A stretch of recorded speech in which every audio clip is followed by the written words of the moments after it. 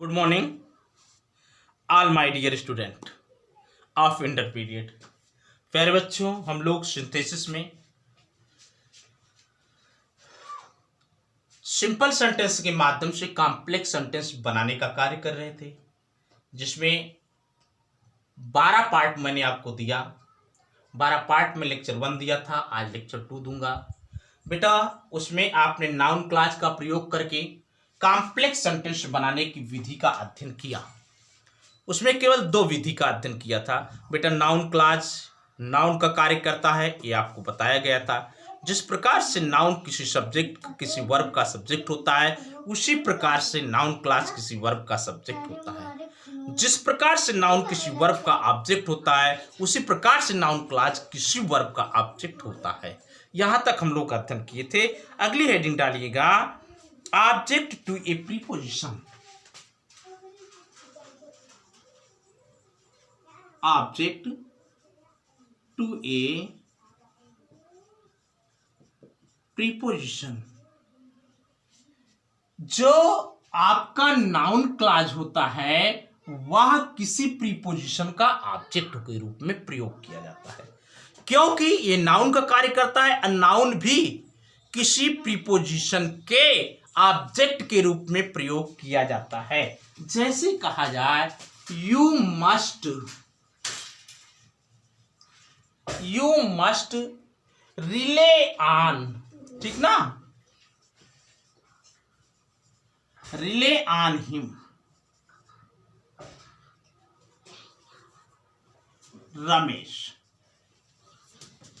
यहां पर आप ध्यान दीजिएगा, यू आपको मस्ट माने अवश्य, रिले ऑन भरोसा करना चाहिए, किस पर? रमेश पर। यहां पर बेटा रमेश ऑब्जेक्ट है। क्या है? ऑब्जेक्ट है। किसका ऑब्जेक्ट है? रिले ऑन का। रिले के साथ प्रीपोजिशन ऑन लगा है, तो यहां पर रिलेशन ये हुआ कि ऑब्जेक्ट टू ए प्रीपोजिशन, कोई भी नाउन किसी प्रीपोजिशन के ऑब्जेक्ट के रूप में प्रयोग किया जा सकता है।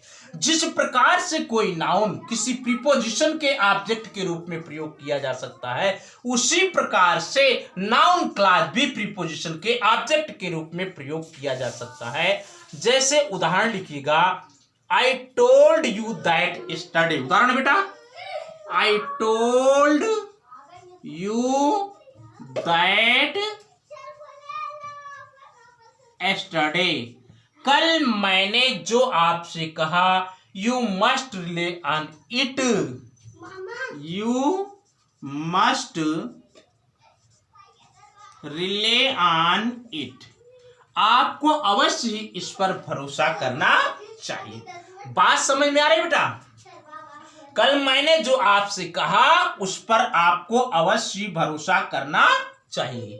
तो बेटा, आपको अवश्य भरोसा करना चाहिए जो कल मैंने आपसे कहा। Understand? You must rely on it का मतलब जो कल मैंने कहा। व्हाट, या बेटा that I told you, that I told you yesterday. ध्यान दीजिएगा, यहां पर what I told you yesterday या that I told you yesterday, ये बनेगा बेटा ऑब्जेक्ट। क्या बनेगा? ऑब्जेक्ट। और ऑब्जेक्ट बनेगा किसका? ऑन का। जिस प्रकार से यहां पर रमेश एक नाउन होकर के ऑन का ऑब्जेक्ट है, उसी प्रकार से ये नाउन क्लॉज होकर के ऑन का ऑब्जेक्ट बनेगा। अंडरस्टैंड? बेटा, एक एग्जांपल और ले लीजिए। जैसे मिस्टर सिंह सेड समथिंग, यहां लिख देते हैं बेटा, mister Singh said something. Singh साहब ने कुछ कहा। I do not agree to it. I do not agree to it. मैं इससे सहमत नहीं हूं। मैं उस बात से सहमत नहीं हूं जो मिस्टर सिंह साहब ने कहा। बात समझ में आ रही? जैसे बेटा कहा जाए, I do not agree, agree अपने साथ प्रीपोजिशन लेगा to. I do not agree to. It का मतलब ये वाट, जो कुछ mister Singh said, I do not agree to. अब यहां पर व्हाट मिस्टर सिंह सेड, ये बेटा ऑब्जेक्ट बनेगा टू का, यहां पर टू प्रीपोजिशन है, और व्हाट मिस्टर सिंह से ये आपको बनेगा ऑब्जेक्ट किसका। बात समझ में आई। तो कोई भी नाउन क्लॉज किसी भी प्रीपोजिशन के ऑब्जेक्ट के रूप में प्रयोग किया जा सकता है। ये उदाहरण आपके सामने है बेटा, आपको किसी भी प्रकार से परेशान होने की जरूरत नहीं है। तो अगर आप आदेश दे तो मैं आगे बढ़ जाऊं। चलो बेटा, तो मैं मिटाना चाहूंगा।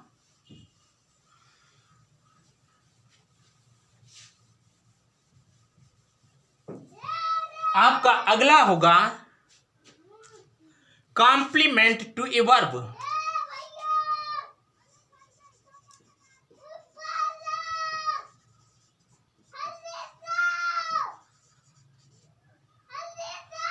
बेटा कॉम्प्लीमेंट में होता है पूरक टू ए वर्ब, किसी वर्ब के पूरक के रूप में, किसी वर्ब के पूरक के रूप में। पूरक कोई भी नाउन या प्रोनाउन जब किसी वर्ब के अर्थ को पूरा करने के लिए आता है उसे कॉम्प्लीमेंट कहा जाता है। जैसे बेटा कहा जाए he is dot dot dot, वह है। आप कहेंगे ए टीचर, वह एक अध्यापक है बेटा। यहां पर ए टीचर अगर ना आया होता तो इज का अर्थ पूरा ना होता, ठीक ना। अब ए टीचर आकर के इसके अर्थ को पूरा हुआ, इसलिए ए टीचर कॉम्प्लीमेंट होगा। कॉम्प्लीमेंट किसका, इज का होगा। तो जो कॉम्प्लीमेंट होता है वो इज, एम, आर, वाज और वर का प्रमुख रूप से होता है। इसके अतिरिक्त कुछ वर्ब ऐसे भी हैं जिनके साथ कॉम्प्लीमेंट का प्रयोग किया जाता है, ठीक ना। तो बेटा यहां पर इज का कॉम्प्लीमेंट एक नाउन आया ए टीचर, इसी प्रकार से नाउन क्लॉज भी इज, वाज, वर का कॉम्प्लीमेंट होगा। जैसे बेटा Ram has failed in the examination, Ram has failed in the examination, Ram परीक्षा में फेल हो गया। The reason is his carelessness, the reason is his carelessness. Ram परीक्षा में फेल हो गया और उसके फेल होने का कारण क्या है बेटा, उसकी लापरवाही है। अब बेटा जैसे कहा जाए the reason of Ram's failure in the reason of Ram failure in the examination is,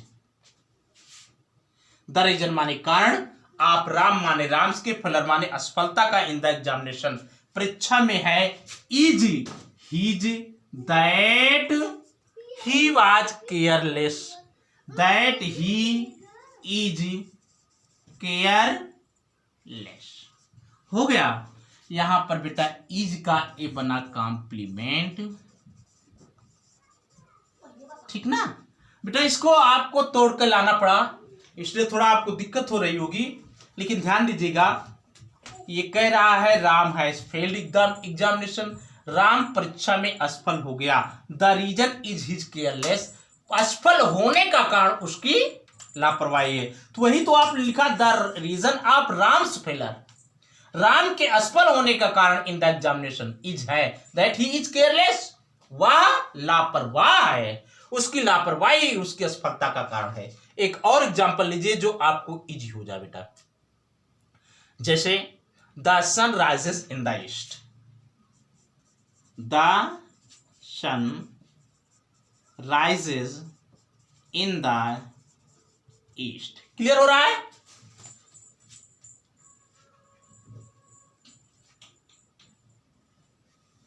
that is the fact, this is the fact.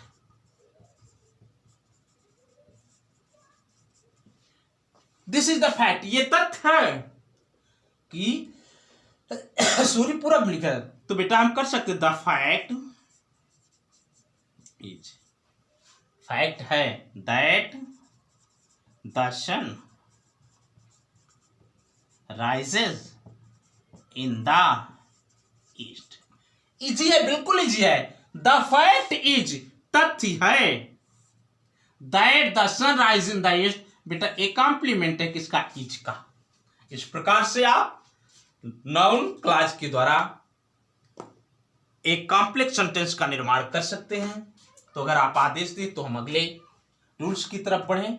आप इसको लिख लीजिए, स्क्रीनशॉट कर लीजिए। चलिए बेटा, इसमें अभी एक लेक्चर और हम आपको देंगे, क्योंकि इस लेक्चर में अगर पूरा देंगे तो बड़ा हो जाएगा वीडियो। अगला है case in a position, case in a position.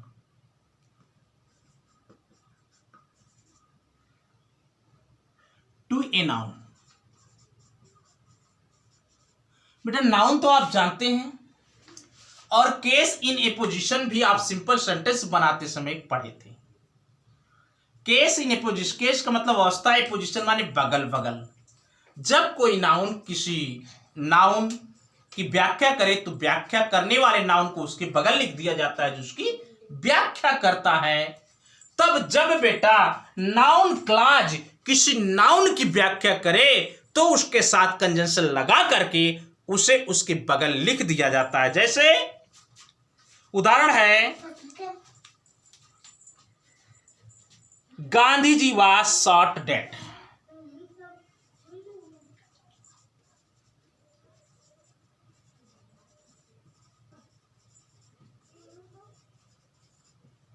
Shot dead, Gandhi ji को गोली मार दी गई। द न्यूज स्प्रेड, दूसरा है the news spread. All over country,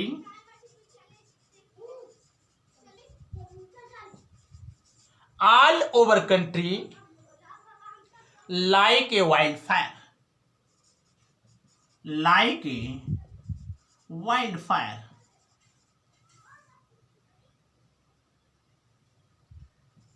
Gandhi ji मर गए, गांधी जी मर गए, और यह समाचार पूरे देश में जंगल की आग की तरह फैल गया। अच्छा बेटा आप बता दीजिए समाचार क्या था? The news. समाचार यही था कि गांधी जी मर गए। That Gandhi ji was shot dead. Clear हुआ?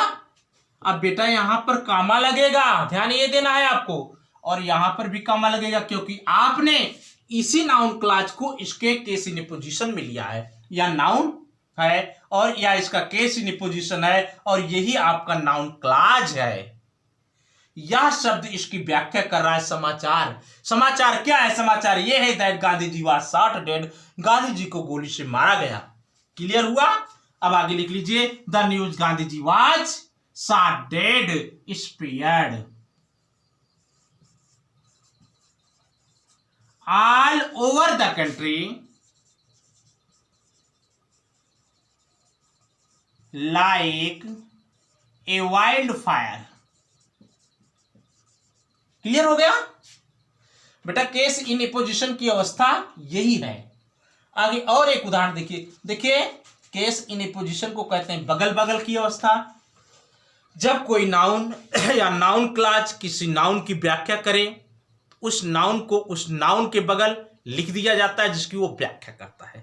बात समझ में आई। उसके आगे और उसके पीछे कामा लगा दिया जाता है। बात हो रही नाउन क्लॉज, तो आपने इसे नाउन क्लॉज बनाया। अगला उदाहरण है the rain would come.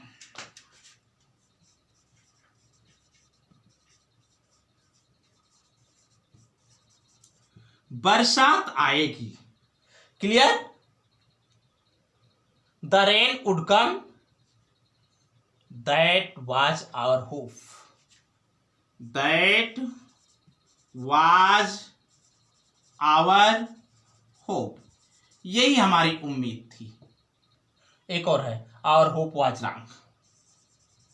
Our hope was wrong. बेटा हमारी उम्मीद क्या थी? ध्यान दीजिएगा, आवर होप, कमा लगाइए। हमारी उम्मीद क्या थी कि बरसात आएगी? दैट द रेन वुड कम, यही उम्मीद थी बेटा। आवर होप, हमारी उम्मीद, दैट द रेन वुड कम, लेकिन ये गलत निकली। Was wrong. क्लियर हुआ भैया? तो सिंथेसिस पार्ट 12 के लेक्चर 2 में आपने 3 और महत्वपूर्ण नियमों को पढ़ा। अभी इसमें से बचे हुए कुछ कंजंक्शन जिनको हम अगले लेक्चर में पढ़ेंगे। तब तक के लिए मैं आपसे अलविदा लूंगा। आप पढ़ते रहिए, मुस्कुराते रहिए। वीडियो पसंद आए तो लाइक जरूर करिएगा।